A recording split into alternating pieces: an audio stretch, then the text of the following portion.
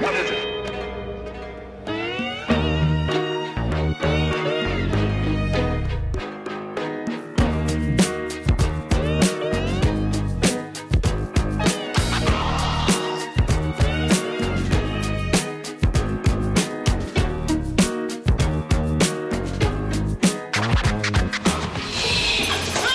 Des cris, synonyme de victoire médicale. Le 25 juillet 1978, Louise Brown voit le jour au Royaume-Uni. Elle est le premier bébé éprouvette au monde. Sa naissance est le fruit des travaux de l'équipe du professeur Robert Edwards, qui tient sur ces images la petite dans ses bras. Il a reçu ce matin le prix Nobel de médecine. Pour la première fois, la science et la médecine prenaient part de façon décisive à la conception d'un être humain. À partir de là, la science allait pouvoir agir sur les maladies et les problèmes au niveau des embryons. 4 ans plus tard, Amandine est là. Ses parents et l'équipe du professeur Friedman et du biologiste Jacques Testard de l'hôpital Becler exultent devant ce premier bébé français né à son tour par fécondation in vitro. Être parent, ressentir l'immense bonheur d'être père ou mère, c'est possible pour les couples infertiles grâce à la PMA, la procréation médicalement assistée. Elle est autorisée en France pour les couples hétérosexuels qui ne peuvent pas avoir d'enfants. Elle est interdite pour les couples homosexuels. Pour les gens qui recourent à l'AMP, donc assistance médicale à la procréation, ils préfèrent avoir un enfant qui soit issu de leur propre gamète ou pour partie en cas de don, plutôt que d'avoir recours à l'adoption. Alors il faut y voir là à la fois un ancrage dans une représentation tout à fait biologique de la filiation. Ce désir d'enfant, il est central lorsqu'on est en couple, que c'est important de faire des enfants, de transmettre la vie, de faire famille. Leur désir d'enfant est si fort qu'il a balayé tous leurs doutes. À leur côté, le professeur Oliven encourage ce choix difficile. La stérilité masculine n'est pas une tare, dit-il. Les générations futures l'assumeront à leur tour. Jérémy, 3 kg de sang, et sa sœur Keren, 2,8 kg, sont nés mardi à l'hôpital Becler. Ces jumeaux sont les premiers bébés conçus et nés en France à partir d'ovocytes congelés. C'est une variante, si vous voulez, de la fécondation in vitro que nous voulions tester pour répondre à la question à celles qui en ont réellement besoin. Nous avons le devoir, la mission même, la vocation comme humains, d'inventer du neuf et de prolonger, de poursuivre l'œuvre de création.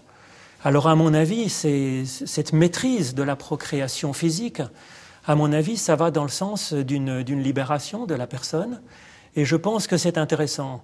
Je pense que c'est intéressant parce que cet acte de créer un enfant, si c'est dans une sincérité, si c'est dans un projet, si c'est dans une vocation personnelle, eh bien, on a les meilleures conditions possibles pour avoir une procréation la plus épanouissante. Pour la personne qui est créée, mais aussi pour le couple, pour la famille, pour la société. On peut travailler, gagner la liberté en travaillant, non pas contre la nature, mais avec la nature. Et je crois que la fécondation in vitro qui favorise le processus de fécondation qui ne peut pas avoir lieu naturellement, elle travaille avec la nature, elle travaille avec le couple. À partir du moment où il n'est plus nécessaire à un homme et à une femme de recourir à l'acte sexuel, on est dans une forme de révolution anthropologique. La dissociation entre la rencontre sexuelle et la procréation, c'est une question décisive dans ce débat. L'Église catholique fait de cette dissociation l'argument décisif pour être contre la PMA. L'argument est que la sexualité humaine a toujours 2 buts, 2 visées. D'une part, l'union des deux. Les textes catholiques parlent même d'un langage des corps pour témoigner de cette union. Et d'autre part, la procréation.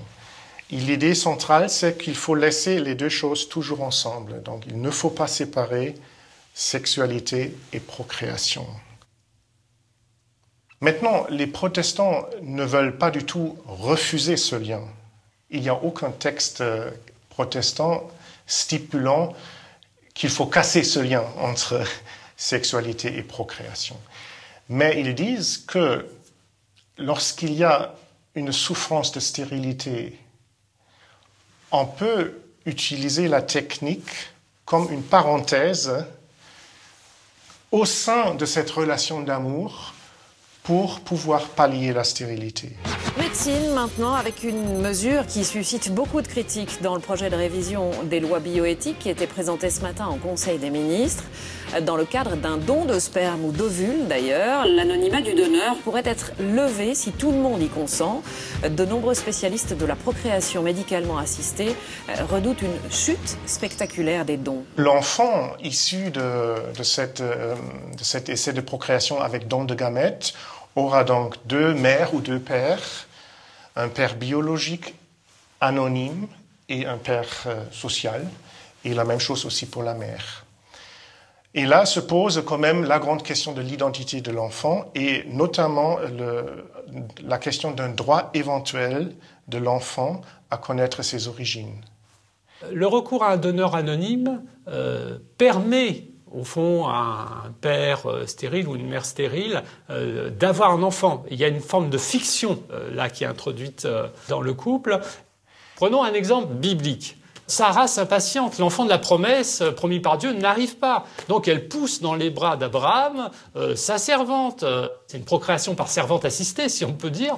Mais ça se passe mal, il y a jalousie entre Agar et Sarah. Et finalement, Agar est chassée, l'enfant est chassé. C'est très compliqué. Quand on fait intervenir un tiers dans un couple, eh bien, on complique considérablement les relations. Les couples en AMP, à mesure de leur parcours, élaborent véritablement des repères éthiques, donc qui sont fondés sur une morale de situation, c'est-à-dire selon ce qu'ils vivent et au fur et à mesure où ils le vivent, avec l'idée qu'un jour peut-être ils auront un enfant et que cet enfant, s'il arrive, il faudra pouvoir lui dire d'où il vient, comment il a été conçu.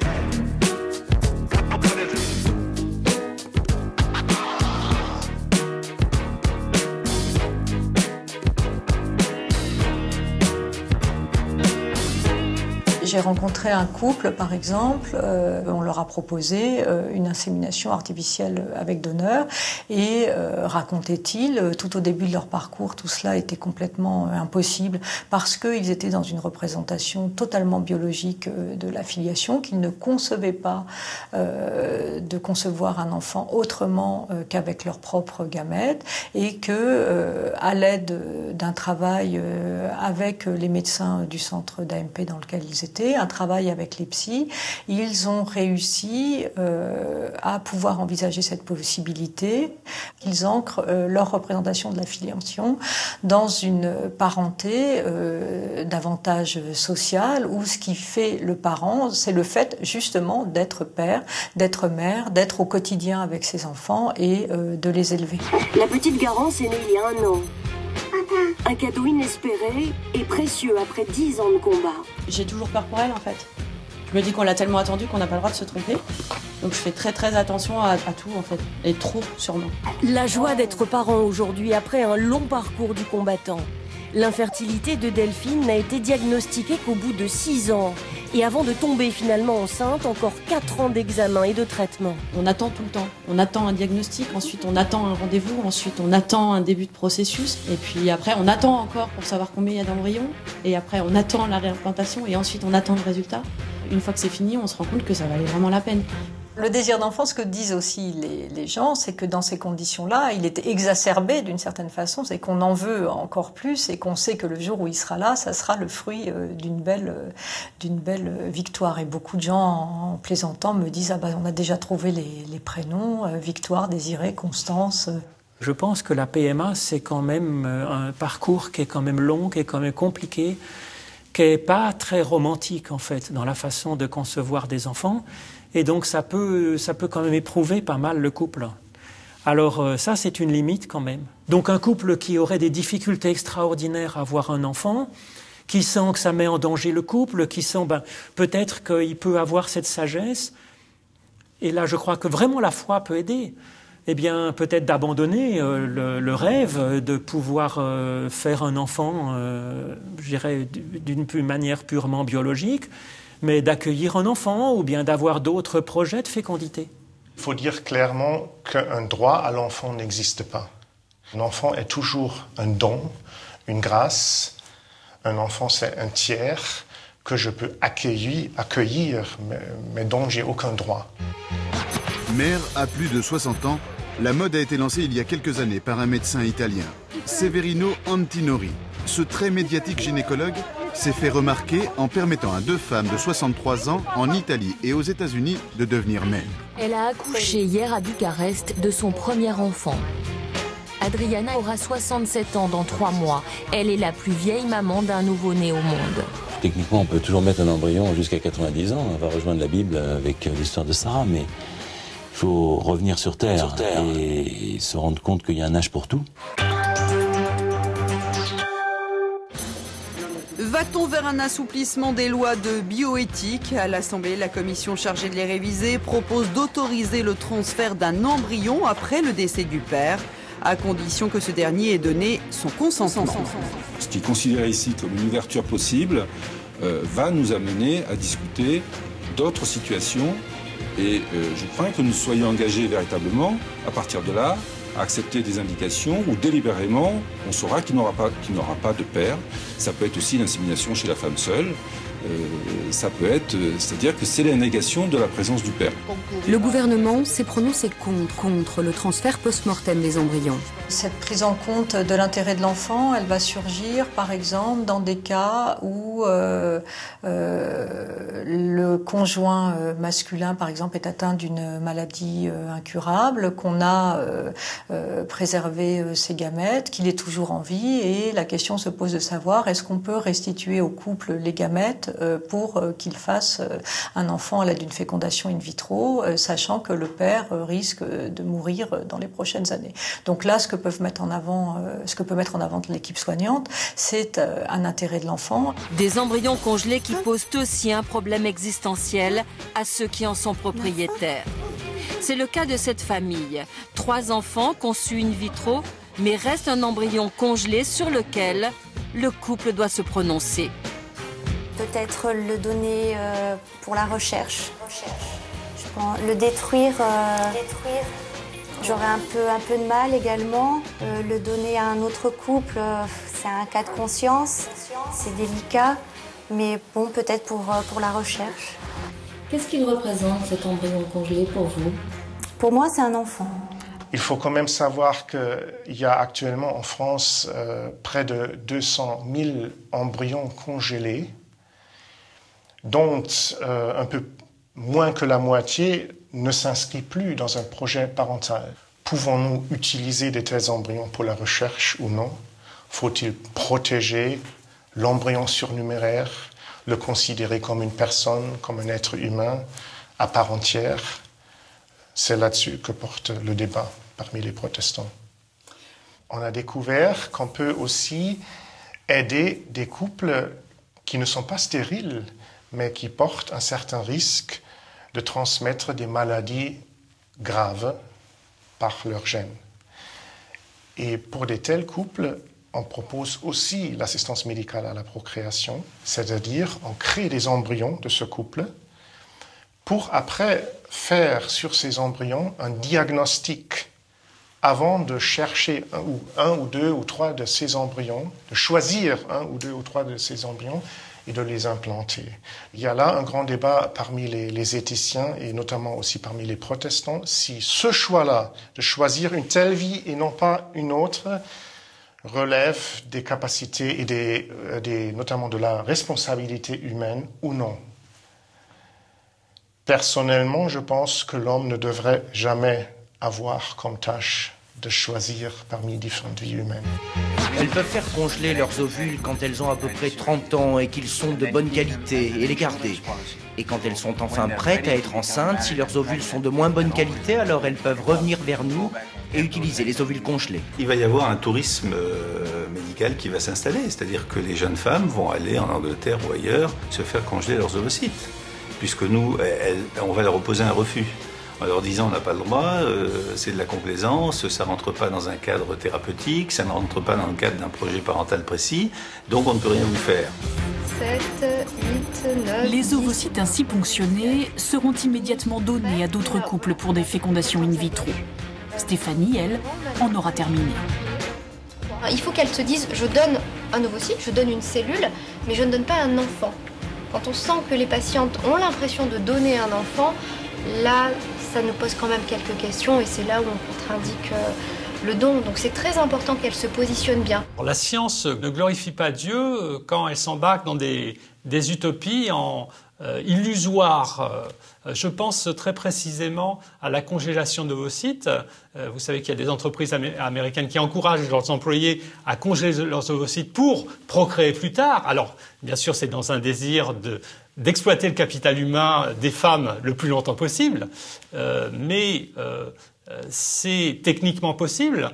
Mais ces grossesses tardives présentent des risques pour la santé des femmes, des risques pour la santé de l'enfant, malformation fétale, etc. Donc là, il y a une forme de tromperie, d'illusion, en disant tout est possible grâce à la science, le temps ne passe pas.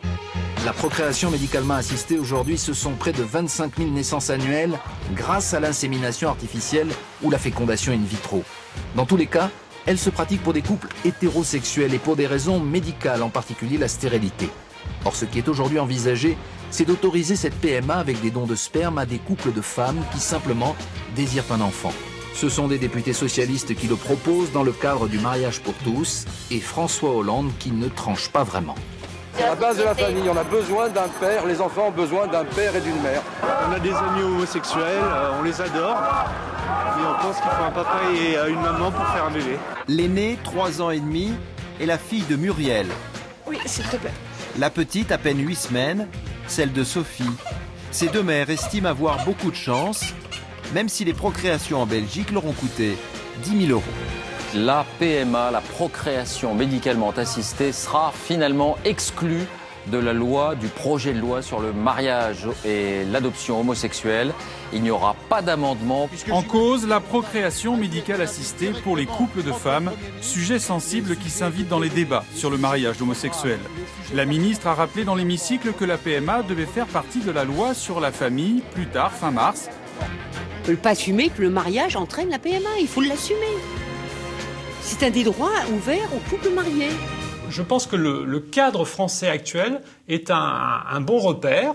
La médecine comme palliant à une infertilité dans un couple stable, homme-femme, qui aspire à avoir un enfant. Je pense que c'est bien de maintenir pour le bien de l'enfant cette technique dans le cadre d'un couple qu'on pourrait appeler ordinaire. Il peut y avoir des personnes qui sont célibataires ou des personnes qui sont en couple homosexuel qui désirent avoir un enfant. Alors cette vocation, à mon avis, elle doit être entendue. Si c'est vraiment quelque chose qui est sincère, qui est creusé, qui est une vraie vocation. À ce moment-là, il me semble qu'il faut accueillir, respecter la vocation de ces personnes. Je pense que c'est à chaque couple, effectivement, ou à chaque personne, au cas par cas, de décider de sa vocation. On peut dire, mais regardez, les couples homosexuels, ces mères, ce sont de bons parents. Mais la question n'est pas là. La question, c'est d'inventer, de favoriser socialement de telles configurations. Beaucoup de protestants pensent actuellement qu'il ne faut pas priver l'enfant de cette possibilité d'avoir un père et une mère. Notamment parce que dans la foi chrétienne, on a souvent souligné que la différence des deux sexes est un bien. On peut déjà commencer par le récit de la création, où la création des deux sexes, donc de l'homme et de la femme, fait partie de l'image de Dieu. En début de la Bible, Dieu crée l'être humain en tant qu'homme et en tant que femme, et il dit « voici l'image de Dieu ». Donc l'image de Dieu, ce sont les deux.